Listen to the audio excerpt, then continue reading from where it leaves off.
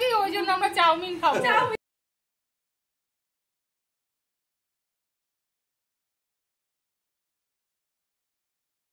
নমস্কার বন্ধুরা, তোমরা সবাই কেমন আছো? আশা করি সবাই অনেক অনেক ভালো আছো, আর আমিও ভালো আছি। নতুন একটা ব্লগে তোমাদের সবাইকে জানাই অনেক অনেক স্বাগত। তো বন্ধুরা দেখো আজকে রান্না কি হচ্ছে। একদিকে তো ভাত বসিয়ে দিয়েছি, আর একদিকে বসিয়ে দিয়েছি কড়া। তো এখন প্রথমে পাঁপড়গুলো ভেজে নেব। আজকে কিন্তু সবই কি বলো তো, মানে নিরামিষ বলবো না, যেহেতু মুসুরির ডাল রান্না করছি, মুসুরির ডালকে নিরামিষ বলা যায় না। তো মাছ মাংস আজকে নেই, শুধু আজকে আমরা এই ডাল আর ভাজা ভুজি এটা ওটা করব। তো তেল দিয়ে দিয়েছি, আর তেলটা গরম হয়ে গেছে, পেঁয়াজটাও দিয়ে দিলাম। পেঁয়াজটা একটু ভাজা করে তারপর এখন মুসুরির ডালটা দিয়ে দিচ্ছি। একটু অন্যরকম করে মুসুরির ডালটা রান্না করছি, তো মানে এক পাকে বলতে পারো আর কি। মুসুরির ডালটা একবারে ফোড়ন টোড়ন দিয়ে সব কিছু দিয়ে কি বলো তো, একটু মুসুরির ডালটাকে ভেজে নিয়ে তারপরে কিন্তু রান্না করব। আর এইভাবে ভেজে নিয়ে মুসুরির ডাল রান্না করলে অসাধারণ লাগে কিন্তু খেতে, জানো তো। মাছ মাংস কিছুই লাগে না। আমি কিন্তু ডাল খেতে একদমই ভালোবাসি না, কিন্তু এইভাবে যখন ডাল রান্না করি আমার খুবই ভালো লাগে। আর দেখো জলও দিয়ে দিয়েছি, আর এখন দিচ্ছি হলুদ গুঁড়ো, নুন দিয়ে কি বলো তো ঢাকা দিয়ে এটাকে ভালো করে সেদ্ধ করে নেব। আর মুসুর ডালটা কিন্তু এইভাবে রান্না যখন করবে তখন কিন্তু অবশ্যই কড়াইতে রান্না করতে হবে। আর একদিকে দেখো পাঁপড় ভেজে তুলে নিয়েছি, আর এখন আলুর ফ্রেঞ্চ ফ্রাই করছি। আর এর মধ্যে দিয়েছিলাম বেসন আর চালের গুঁড়ো।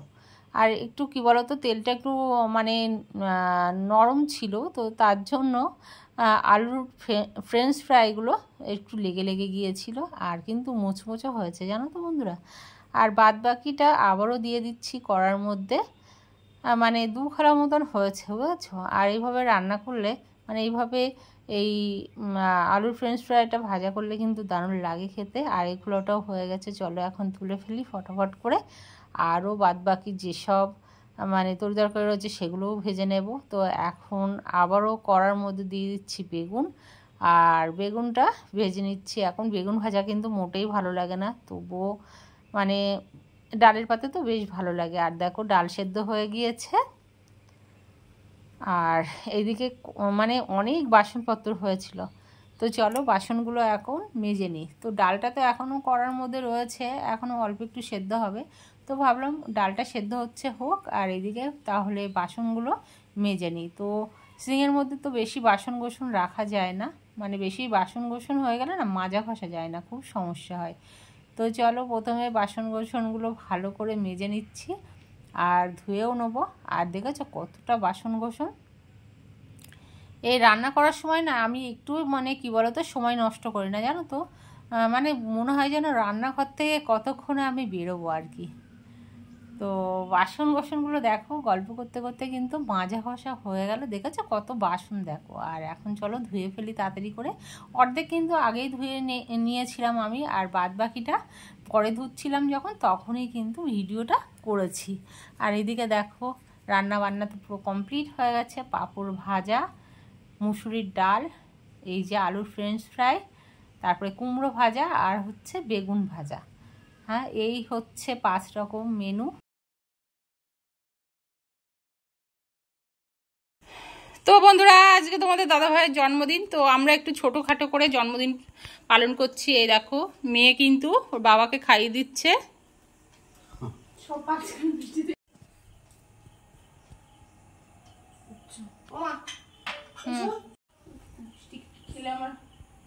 চলে যাবে কিন্তু মা এবার।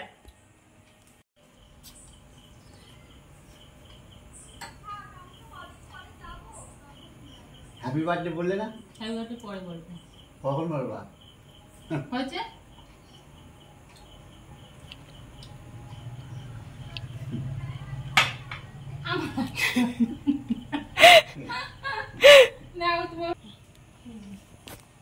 Happy birthday, happy birthday. নাও ফুদা ফুদা আগে ফুদিতে হয়। ফুদা ফুদা মা খাও মা হয় না। দাঁড়া ওর জন্য একটু দিই। ভাই দে। দাও।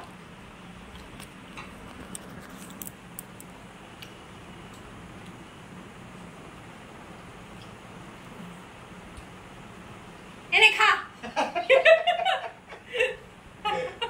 আমি খেয়ে দিলাম। কই দেখি।